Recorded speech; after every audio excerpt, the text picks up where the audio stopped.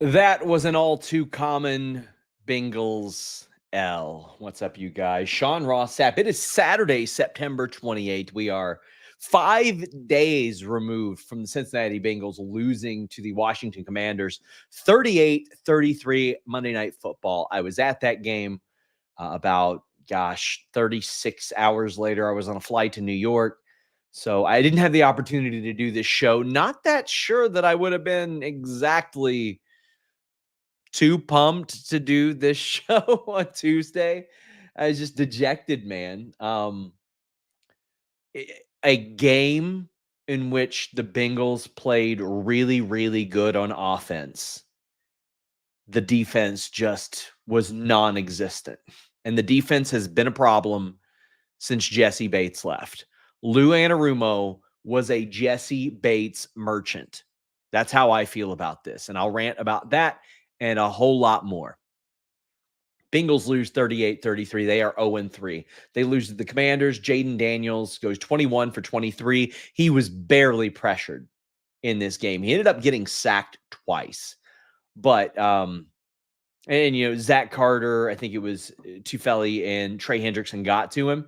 But Trey Hendrickson was having trouble getting to Jaden Daniels throughout the game. Now, I'll say this. I think Jaden Daniels is going to be really good. He's already really good. He's already very, very good. I thought that Joe Burrow played one of the best games of his career, and you can tell who is stupid by who is blaming Joe Burrow. You can tell who is ridiculous by who is blaming Joe Burrow. 29 of 38, 324 yards, 3 touchdowns, no interceptions. There is one other person this season in a way more run-happy NFL with a stat line of 300 yards, 3 touchdowns, no interceptions. And that guy is Andy Dalton, who is coming back to play the Bengals tomorrow. He's going to dice the Bengals up if they look anything like what they looked like in this game. So let's get the points of frustration out the window. The Cincinnati Bengals defense sucks badly. Very badly. It starts with the top with GM and ownership. You should have kept Jesse Bates. Jesse Bates is the type of player that you try to draft for that you can keep. T. Higgins is as well. I'll say that. However, when you also have Jamar Chase, that leaves you a little bit more wiggle room. But when you hit on a player in the second round like Jesse Bates, you do whatever it is you can to keep him. And now somebody else has him. And the Bengals are, as a result, the Bengals are in a situation where a rookie quarterback and numerous backup quarterbacks can go right up the field and go 21 of 23 against your defense. Dax Hill making the switch to corner, much better than I anticipated. I think that Cam Taylor-Britt is a solid corner as well. Geno Stone is doing okay, but there are some real problems on this defensive side of things. Defensive tackles. So listen, I've seen everybody say, act like DJ Reader would be the answer to these problems. DJ Reader was a little bit more of a run stopper, and they didn't do that great on the run, the Washington Commanders. They averaged 3.4 yards a carry. They rushed for 3 touchdowns that were not going to get stopped by DJ Reader. Here's how I feel about DJ Reader. Yes, he makes near what Sheldon Rankins was going to make. Sheldon Rankins is hurt right now. DJ Reader missed 25 games over 4 seasons for the Bengals. You could not count on him being there as much as I liked him. Chris Jenkins is back. That's good. They need to get McKinley Jackson back ASAP. When you had to sign Lawrence Guy off the street and everybody was telling you that you were going to need more than what we saw, well, every pundit, every fan saw it and knew it. Every pundit and fan also knew that you needed to sign a veteran corner, and they didn't do that either. Jordan Battle needs to get more snaps. DJ Turner needs to get more snaps. Akeem Davis-Gaither needs to get more snaps because Sam Hubbard is bad right now. And I've seen the tweets that say, Well, you know what? He's still he's injured. Then get him off the damn field. Because you're not going to tell me what we're seeing out of him is better.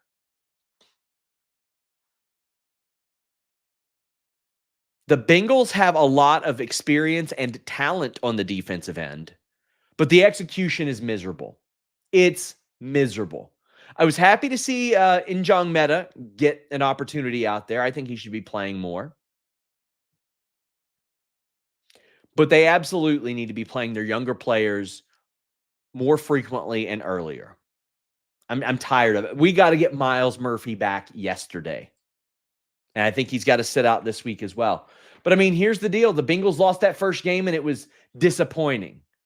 But we're like, well, we didn't have team. We didn't have this person. We didn't have that person. They go in, they almost beat the Chiefs. They should have beat the Chiefs. They should have won those first two games. If not for dumb fumbles, the Bengals would have won those first two games. All the Bengals needed here was a stop. A stop. Because the defense didn't make one. Didn't make one stop. There were no punts in this game. None. There was a kick from Evan McPherson that got missed, though. That's the third one he's missed. That ain't good. I mean, it's sad to say he may have peaked as a rookie. I think he did. But he's got to get more focused. He's got to get more focused. I thought the Bengals defense did okay stopping the run. When you've got, Jaden Daniels, and he took off a few times. He did. But Austin Eckler had at least a couple good runs, but he had that one he broke off for 24. But other than that, nah. There was the Jerry McNichols run that got stopped for a yard. But Brian Robinson got pretty well handled outside of that touchdown. I thought they did fairly well. But man, did they get diced in the passing game. And that concerns me when you have an Andy Dalton who is going to be throwing the ball a lot tomorrow. I would not be shocked if the Bengals lost this game as well. And I see a lot of people saying, oh, well, you know what? They can go 3-3. And all of a sudden, I'm not buying into that. They have not won a game yet. They haven't won a game. If you're here, send a chat. Tim says, on the plus side, Bengals at the final preseason game, then it's October. That's the thing that's frustrating. So it starts with ownership. Stop being cheap. It starts with the GM. Get shit done. Get deals done. You got Jamar Chase, who clearly wasn't motivated for the first two games. That could have been awfully nice. It starts with the coaching. Have your team prepared. Next year, if the Bengals don't come in prepared, woof. And the defense executed very, very poorly. Now, I have ranted for 8.5 minutes about how Sam Hubbard sucks, how it'd be nice to have DJ Reader, but you couldn't count on him staying on the field. I think Andy Dalton might dice up the Bengals. They're unprepared. The defense was just horrible. Defense was horrible. Let's talk about the playoff chances. One team ever has made the playoffs at 0-3. Bengals had the benefit of strength of schedule in their favor. Let's take a look at the remaining games. Panthers, winnable. Ravens, don't think they're winning that. Giants is winnable. Browns, winnable. Raiders. Chargers. Titans. Browns, Broncos. I see 8 extremely winnable games. The Steelers are looking really good. We'll have to see if they are what they appear to be. But the Bengals' strength of schedule is very, very nice through the end of this season. I don't think they're going to make the playoffs. I saw a thing where one team ever has made the playoffs out of 0-3 and how it's like a 1 or 2% chance. But within this division, the AFC North, there's actually like a 33% chance because the Steelers are 3-0 and they're about to face tougher competition. The Browns are just clearly not good. Deshaun Watson sucks, historically bad. And the Ravens, fortunately for the Bengals, got off to a slow start. Does 8-9 give them a wild card spot? Hell no. No, although I will say this is the most competitive NFL season I have seen so far. You've got an 0-3 team in the Bengals that almost got the Chiefs out of there at 3-0 and should have won. Should have won. Again, if you're in the chat, let us know what you think. What are the Bengals even doing? Already got me looking at who they should be drafting. Hope they get this Kentucky defensive tackle. Ooh, boy. Because, like, as I look at things right now, Sam Hubbard's got to go with that $10 million. There's no way playing the way that he plays, they can keep him for that. There's no chance they can keep him for that amount of money. Joe Burrow's contract goes up about $17 million next year. T. Higgins, that's $21 million that comes off. Orlando Brown's deal actually goes lower next year and then has a big year at the end of it. Jamar Chase is going to get paid about $13 million more with the cap and all that stuff.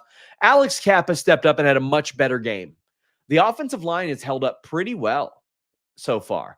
Ted Karras is going to see a little bit of a cut. Drew Samples' money goes down a little bit next year. They're not going to keep Gesicki, I can't imagine, because it's very clear that Yossi Voss is a good number 3 receiver. Eric All is going to step up and become the starting tight end, I believe. Trenton Irwin was inactive, so he's probably gone next year. But from a money perspective, as I look at things, Zach Moss, although I'm going to talk about that run game, $2 million increase. He's probably gone next year. As I look at things, Gesicki's $2.5 million. They're not going to bring him back. Tanner Hudson's going to be gone. I think they're pretty much over Tanner Hudson at this point. Trenton Brown, $4.3 million. He's out for the year. Trenton Brown has probably played his last snap as a Cincinnati Bengal at this point. Embarrasses Mims stepped in and somebody got around him, I think, once. But other than that, he looked pretty damn good. Pretty good. Enough for me to feel very, very comfortable with him as things stand over the next 4 or 5 years. I'm really happy with Embarrasses Mims and the way that he played. But they've got the center position, probably the guard position. I'd say Kappa's going to be there. That they've got their offensive line set this year and next year. So I'd imagine next year they are probably going to draft at right guard. They've got Matt Lee at center, who's probably going to take over for Karras. So they got that plan. They're probably going to be looking at somebody to probably at the guard position in the draft next year. Because after Karras leaves, that will just be money that goes into them signing and retaining players. Trey Hendrickson's money is actually cut like $1.5 million. As things stand, they need to keep him for at least a couple more years. Sheldon Rankins, if he doesn't emerge and become end up coming back with a force, they're not going to keep him for that $12 million next year. BJ Hill's making $10 million, 10.8 this year, but who knows what they'll do there. They might have to go after a free agent defensive tackle if Chris Jenkins and McKinley Jackson don't quickly emerge. And I think they're probably going to need to anyway. There are some real decisions that are going to have to be made here. Mike Hilton, the corner slot, I can't imagine them keeping him long term. But Sam Hubbard at $11.6 million ain't going to be hanging around. But a lot of the Bengals players are actually going to see cuts, whereas Chase and Burrow are going to get big increases. Scott says Trey's going to be interesting this offseason. Yeah, he is. If I were the Bengals and he has a great year, I would immediately add 2 years to that deal. That's what I would focus on. If the Panthers beat the Bengals, do people start to blame Joe Burrow? So people already have been blaming Joe Burrow, and that's ignorant, man. That is ignorant as I look at things. Joe Burrow has been playing phenomenally. Now, you can absolutely blame that fumble against the Chiefs on him. You for sure can. But right now, that man is throwing at a 71% completion rate, which is above his NFL record career high or NFL record leading 68%. He's thrown 5 touchdowns, 0 interceptions. He's getting 8 sacks over 3 games. Bengals fans, if I were to tell you a couple years ago that Joe Burrow was getting sacked less than 3 times per game, we would have thrown a parade for that. Alex says Burrow is at worst third best QB in the NFL, in my opinion. I agree. I mean, listen, Patrick Mahomes is the most talented player in the NFL without a doubt to me, but this year, he is nowhere near the best quarterback for the first 3 games. Not at all. The Chiefs have been winning in spite of his performances at times. Might be the first time all season that offense scored every time they had the ball since his defense stunk. All hell may break loose if they lose to Carolina. If they lose to Carolina, you got to start looking at coaching changes, I think. I really, really think so. Alex says, as a Pittsburgher, the Steelers suck. They've been very fortunate with their schedule. Here's what I'll say about the Steelers. I am incredibly jealous of the coaching that the Steelers have every single year. When the Steelers are bad, they win 9 games. I would love that to be the case. I mean, it was the case with the Bengals last year. Sure, the Bengals were bad last year and they won 9 games, but it's been like that for the Steelers forever. And I'm happy for Justin Fields. I think that this league is way too impatient with quarterbacks, way too hasty with it. We're seeing it with Bryce Young right now. As it turns out, yeah, Andy Dalton should have been playing last year. I think that the Patriots are doing the right thing with Drake May, and spoiler alert, they've done it before with a guy named Tom Brady, and it worked really, really well. He's more of a mobile quarterback than I thought. Seems like the pocket's always collapsing early in the play for Joe Burrow. He doesn't have a lot of time, and Jaden Daniels did have a lot of time. He had a lot of time. Joseph Bosa says, I was just thinking possibly because I think last year or 2 years ago, there were that division where 7 wins got a team in the division. You're right. I think it was the AFC or the NFC South, was it? I wish they would do realignment, honestly. Like, I love, the battle of the Steelers and Ravens and all that stuff, but the Bengals should be in a division with the Indianapolis Colts and the Tennessee Titans and probably the Browns. That's probably how it should be. If you can't get past us, Panthers, maybe time to join the CFL. And Scott King says, Osai getting deked on that Daniels TD still makes me mad. Yeah. Osai wasn't good. Agree. McCarthy getting hurt sucks, but using the year to learn should be great for him with that offense. I'll tell you what, there's already so many things I like about JJ McCarthy, him rooting on Sam Darnold, because listen, that's his guy. He's learning from him. And Sam Darnold is proving a situation that may end up benefiting JJ McCarthy in the future, right? Like, what if JJ McCarthy steps in and isn't great next year? Well, these days in the NFL, you get about 1.5 years unless you're Daniel Jones. Sam Darnold had 4 years to start, 4.5 years to start. And he wasn't good, man. Like, I know a lot of people are like, oh, well, they never gave him a shot. He did have a shot. And he was decent his second year in, but like, he wasn't good. He wasn't good at all. And he's playing really good this year. And I'm happy for Sam Darnold. I was really happy for Geno Smith. I just think that that's a great story. Don't give up on these guys, man. You don't know. And in the NFL today, they are more impatient than ever. And we're starting to see more of a run attack. Speaking of, let me put over this Bengals run game and myself. How about that one? I said when they got rid of Joe Mixon, will he thrive elsewhere? Possibly, maybe. Didn't count on it. Definitely didn't think he would have that opening game.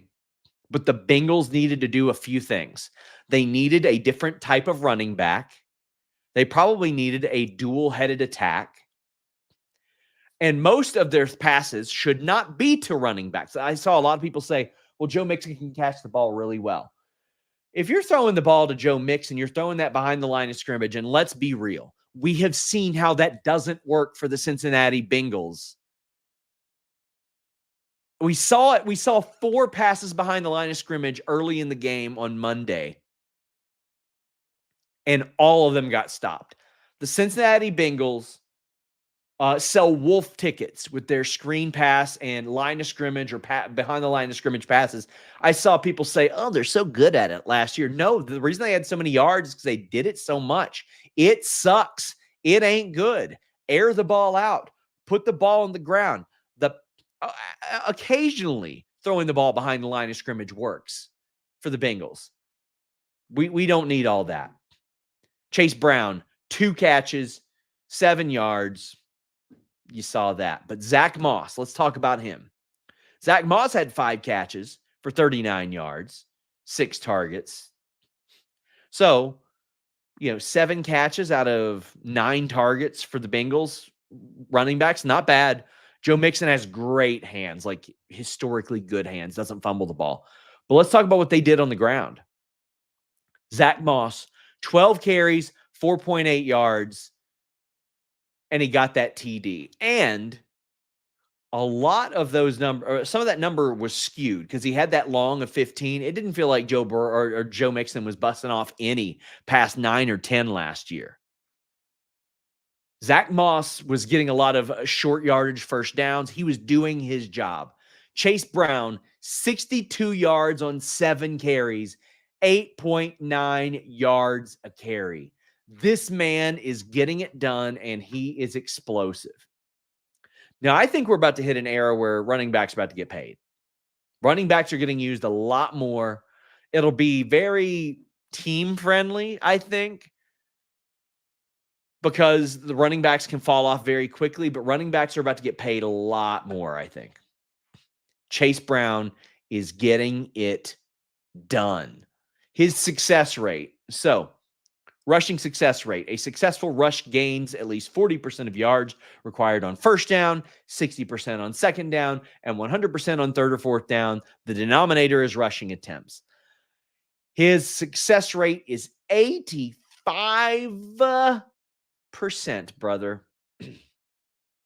85%. Zach Moss at 54%. People were acting like Zach Moss was going to be less effective this year.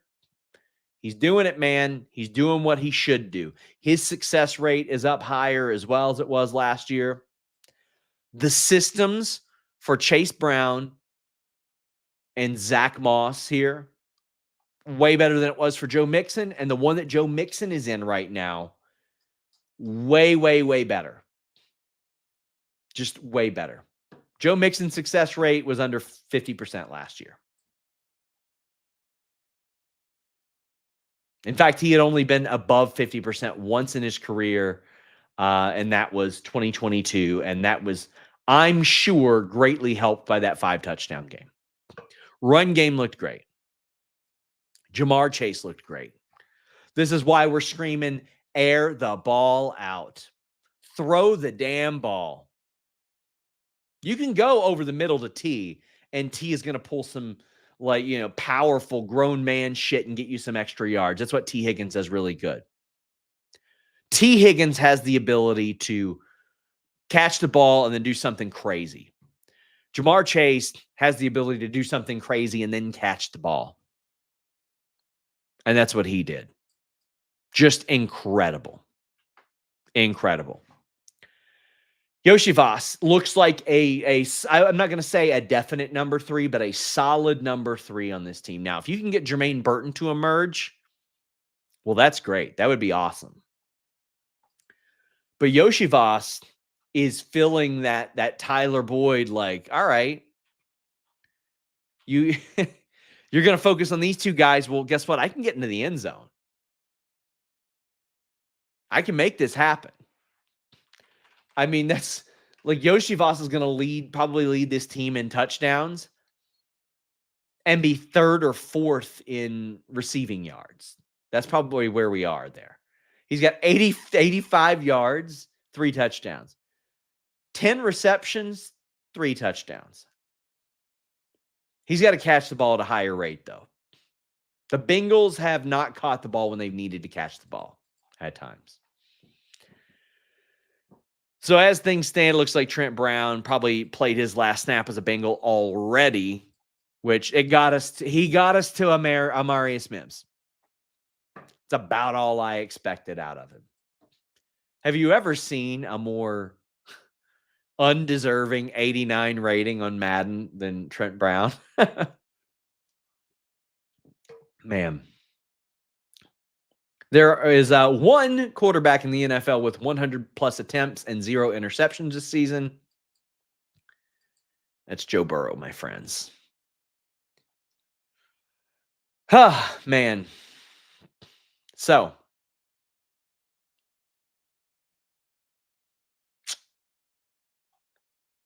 hopefully the Bengals can pick up a win tomorrow. Gotta do it. Gotta do it. Somebody said Bengals were 2-3 in 2022 with the first place schedule. DJ Reader on IR. They went 10-1 the rest of the season. I'm not expecting that this time, guys. Not expecting it. The Bengals have too many holes right now. The defensive end is full of holes. They play inconsistently. They didn't make a single stop against the Washington Commanders. The Washington Commanders. The Bengals need help, and it ain't coming in the way of Lawrence Guy. If they start 0-4, heads are going to roll. Heads should roll. Funny enough, I did this show last minute.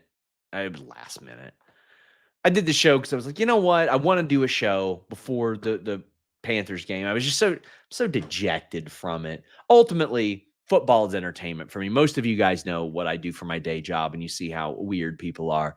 Football is like it's just it is entertainment to me, but damn do I love it more than anything.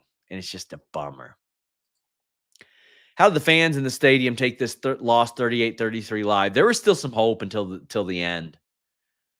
Like almost everybody left before that last touchdown, but like we knew they were going to score a touchdown.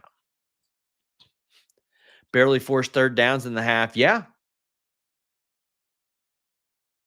It's just, it's dejecting, man. It's dejecting. How does an 0-4 start lead at the end of the Zach Taylor era, or does it? It should. Like, I like Zach Taylor personally and all that stuff, but I mean, you also had Joe Burrow going into his office right after the game, emerging. And I feel bad for Joe Burrow. We're starting to look at this as like there's another Joey in town who management and ownership and the GM and the rest of the team didn't do enough for. And I don't want that to become common. Zach Taylor on the Cam Taylor Britt trash talk, that's not what we do. I think that a lot of people blow this bullshit out of proportion so much. I don't think Cam Taylor Britt was talking trash. He didn't say anything wrong. He said they've got a simple college offense. They don't ask him to do anything too crazy. They didn't. Jaden Daniels and the Washington Commanders beat the Bengals with fundamentals and simple plays and a couple bombs too. I didn't think he was insulting them. I thought that he said that as like, no, they're making it, they're erecting an appropriate situation for him. Dude watches film.